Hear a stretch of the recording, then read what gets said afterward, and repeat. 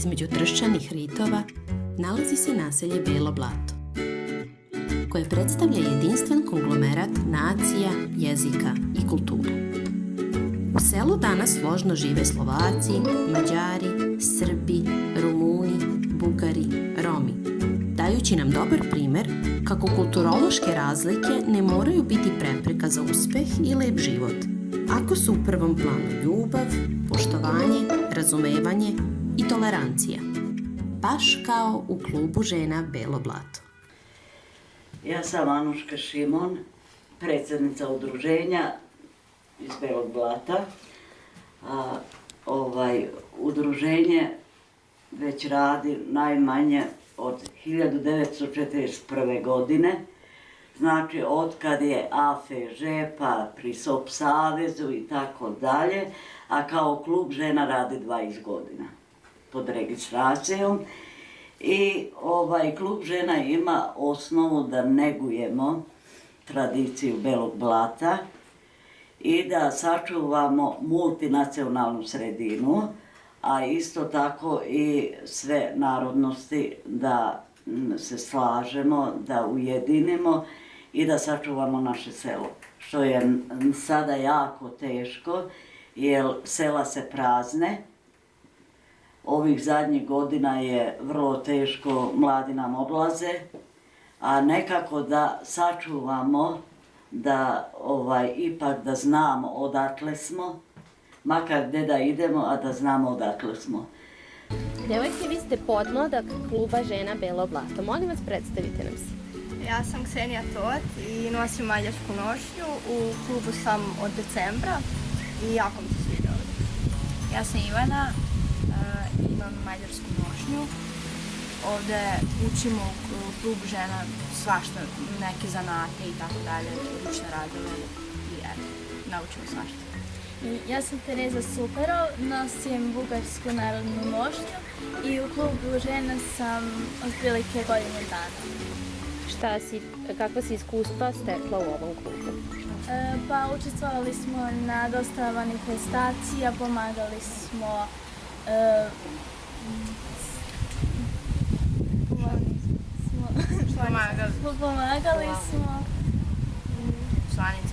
članicama. Ja sam Sara Kovač, nosim slovačku narodnu nošnju. U klubu sam oko godinu dana i najviše mi se dopada ovde što se često družimo i opustimo se, a i učimo od žena i možemo da nastavimo tradicije koje su oni nekada radili. Vaše selo je multinacionalna sredina, je li tako? Da. Koji sve narodi i nacionalnosti žive ovdje? Mađari, Slovaci, Bugari, Rumuni, Romi. Srbi. Da se svi lepo slažete? Da.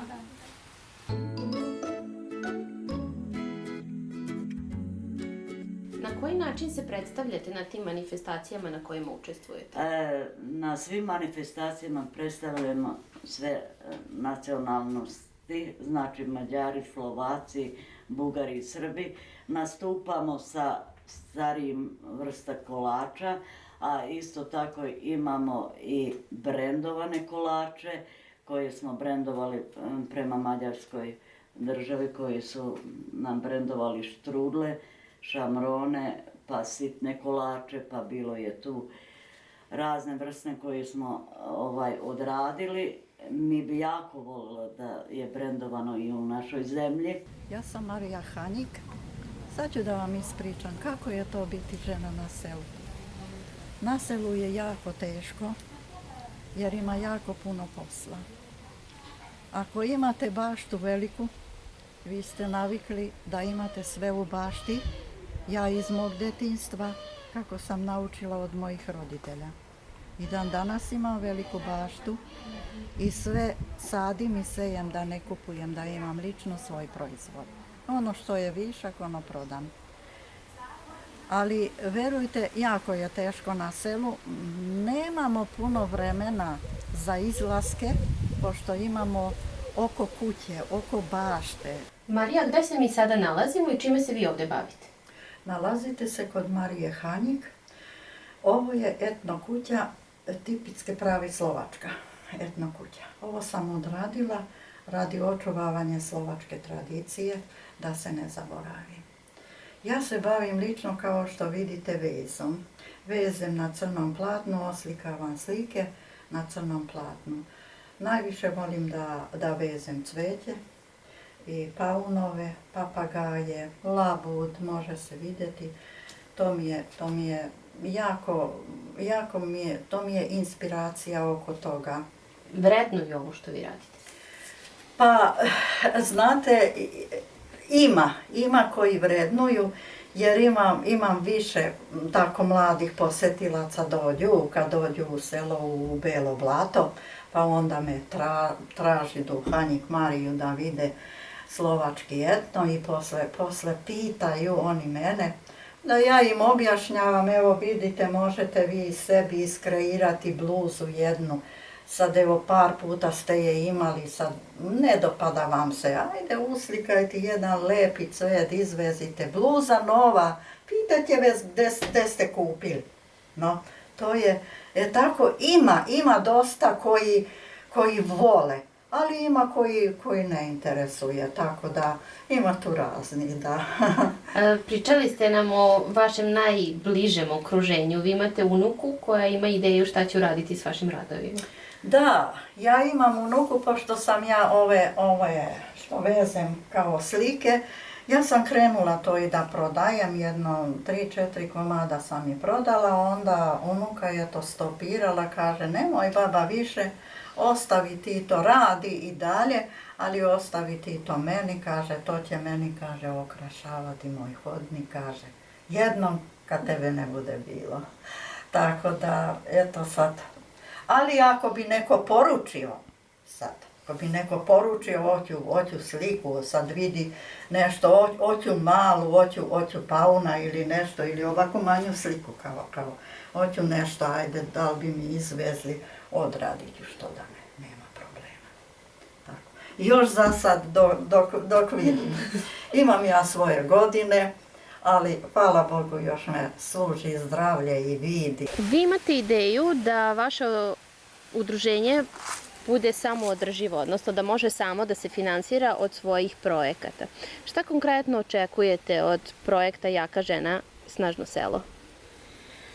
Pa znate šta, jako mi je simpatičan projekat i čak i naziv mi je simpatičan, tako da, pošto danas u selu stvarno treba neka jaka žena da bude, da opstane, a isto tako naša ideja je od tog centra da vidite ovde da 2 tople leje sa rasadom cveća i jagode, to nam je jedini cilj da bi došli do samofinansirajući i da uključimo mlade u to.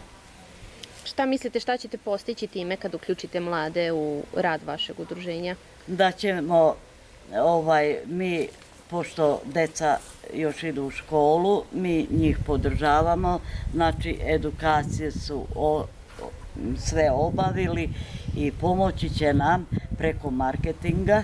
Ksenija i Ivana, vi ste pohađale našu obuku o internet marketingu. Kakva su vam iskustva sa te obuke? Pa iskustva su, mi smo već pre toga sve znali o tome, ali su nas naučili kako, na primjer, da što bolje prodamo, na primjer, neki proizvod. Znači, lepo da slikamo, znači da bude jasna slika, da bi to što bolje, videli i što bolje prodali taj neki proizvod. Nadam se da ćemo stvarno pomoći našim članicama i baš mi je drago što smo sad trenutno članice i nadam se da ćemo ići na još edukaciju. I mnogo toga što nismo, na primjer, znali, naučili tamo, tako da nadam se da ćemo im pomoći. Znači, koristila vam je? Da, jeste. Na taj način pretpostavljam da se nadate da ćete zadržati mlade u selu? Na taj način ja verujem. Ako putevi odu, ja verujem da će ipak neko da ostane, da selo ipak zaživi.